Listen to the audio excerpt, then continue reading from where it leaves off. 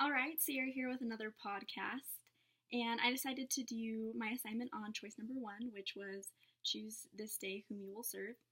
And I picked this topic because it kind of stuck out to me, and I sometimes struggle with trying to decide whose side I'm on.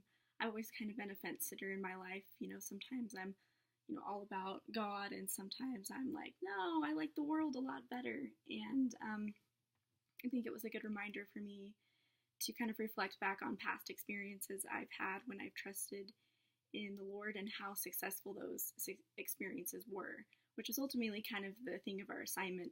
Looking and understanding that Joshua's success was because of his dedication to the Lord and keeping his commandments and being faithful to him, that he was able to, inherit all this land and be really a great military leader.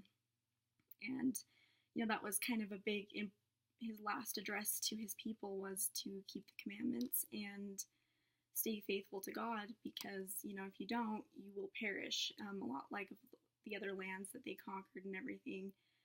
It's important to be on the side of the Lord. Additionally, I thought it was kind of interesting again in that last chapter of Joshua that it talks about the altar of testimony.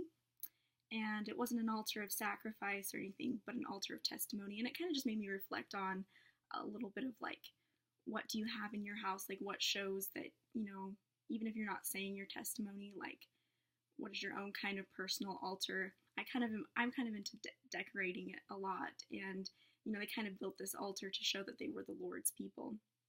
And I've always thought it's really interesting going into different people's houses and looking at their walls and seeing what kind of they idolize, what artwork they choose, why do they like something.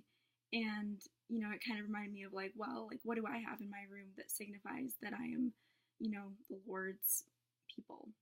And so that's just a little food for thought, and thanks for watching.